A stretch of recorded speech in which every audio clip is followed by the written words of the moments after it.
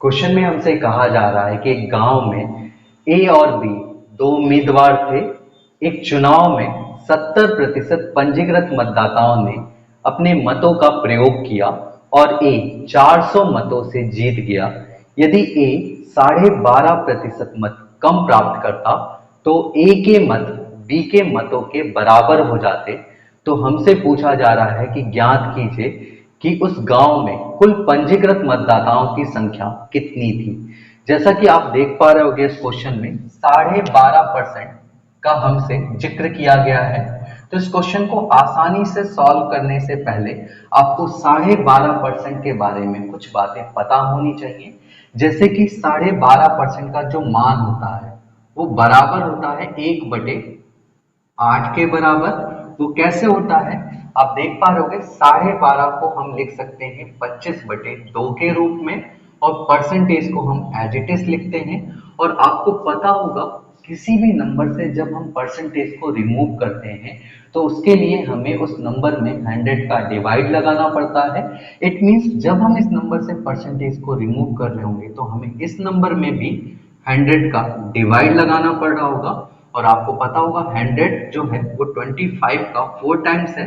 It means इसको जब हम सॉल्व कर रहे होंगे तो हमें जो फाइनल रिजल्ट मिल रहा होगा वो क्या मिल रहा होगा 1/8। इट मींस हम कह सकते हैं 12.5% बराबर होता है 1/8 के बराबर। अब आप देख पा रहे होंगे 12.5% जो लिखा गया है वो किसके रूप में लिखा गया है, परसेंटेज के रूप में लिखा गया है। जबकि 1/8 जो उसका मान है वो लिखा गया है किसके रूप में, फ्रैक्शन के रूप में। और आपको पता होगा किसी भी फ्रैक्शन में जो डिनोमिनेटर होता है वो ऑलवेज रिप्रेजेंट करता है टोटल वैल्यू को।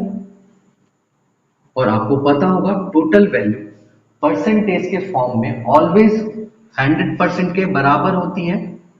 और किसी भी फ्रैक्शन में जो न्यूमिनेटर में नंबर लिखा जाता है वो ऑलवेज रिप्रेजेंट करता है रिजल्टेंट को। रिजल्टेंट मींस परिणाम जो हमसे पूछा जा रहा है। तो यहाँ पे पूछा क्या जा रहा है 12.5%। इट मींस न्यूमिनेटर में हम यहाँ पे लिख रहे होंगे कितने को, 12.5% को। और आप देख पा रहे होंगे हम यहाँ से कह सकते हैं यदि किसी संख्या का 100% 8 है तो उसका 12.5% कितना होगा, 1 के बराबर होगा। इट मीन्स हम कह सकते हैं यहां से कि 8 का 12.5% किसके बराबर होता है, 1 के बराबर होता है। अब हम आ जाते हैं अपने क्वेश्चन में। हमारे क्वेश्चन में इलेक्शन हो रहा है और इस इलेक्शन में आप देख पा रहे होगे मात्र दो ही उम्मीदवार हैं, ए और बी। और जो कुल मतदाता हैं, कुल मतदाता ऑलवेज कितने होते हैं 100%। उनमें से मात्र जो पार्टिसिपेट कर रहे हैं वो कितने कर रहे हैं, 70% मतदाताओं ने अपने मतों का क्या किया है, प्रयोग किया है। और आप देख पा रहे होंगे इस इलेक्शन में हमें दो केस दिए गए हैं, केस फर्स्ट और केस सेकंड। अगर हम केस फर्स्ट की बात करें तो आप देख पा रहे होंगे केस फर्स्ट में हमसे कहा गया है 70% मतदाताओं ने अपने मतों का प्रयोग किया, जिसमें ए जो है वो बी से 400 वोटों से जीत गया।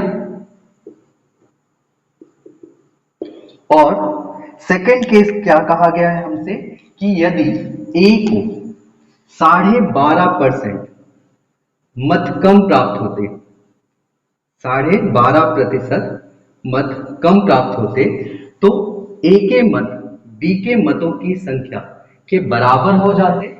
इट मींस यहां पर ए और बी का जो मान होगा वो बराबर हो जाएगा।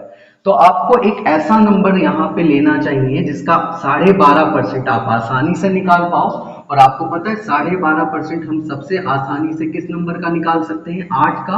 तो हम मान लेते हैं फर्स्ट केस में ए को 8 यूनिट वोट मिला था तो सेकंड केस में 12.5% कम मिल रहा होगा और 8 का 12.5% बराबर होता है 1 के। इट मींस यहाँ पर 1 यूनिट कम मिल रहा होगा तो कितना मिल रहा होगा, 7 यूनिट। और आपको पता है 7 यूनिट अगर ए को मिल रहा है तो 7 यूनिट बी को भी मिल रहा होगा क्योंकि इन दोनों के वोटों की संख्या क्या थी, बराबर थी। और ये जो वोट होंगे, अगर यहाँ से हम टोटल वोट्स निकालें तो टोटल वोट्स यहाँ पे कितने होंगे, 14 यूनिट। अगर 14 यूनिट टोटल वोट्स हैं और फर्स्ट केस में अगर ए को कितना मिल रहा है, 8 यूनिट मिल रहा है, तो बाकी का बचा हुआ किसको मिल रहा होगा, बी को मिल रहा होगा। और बाकी बचा हुआ 14 में से अगर 8 को सब्ट्रैक्ट कर रहे होंगे तो कितना आ रहा होगा, 6 यूनिट। इट मींस अगर हम फर्स्ट केस को अच्छे से स्टडी करें तो आप देख पा रहे होंगे ए को कितने वोट्स मिले थे, 8 यूनिट, और बी को कितने मिले थे, 6 यूनिट। इट मींस कितने यूनिट से ए जीत रहा था, 2 यूनिट से। और जबकि हमसे कहा गया है कि 2 यूनिट का जो मान है वो बराबर है कितने वोटों के बराबर, 400 वोट्स के बराबर।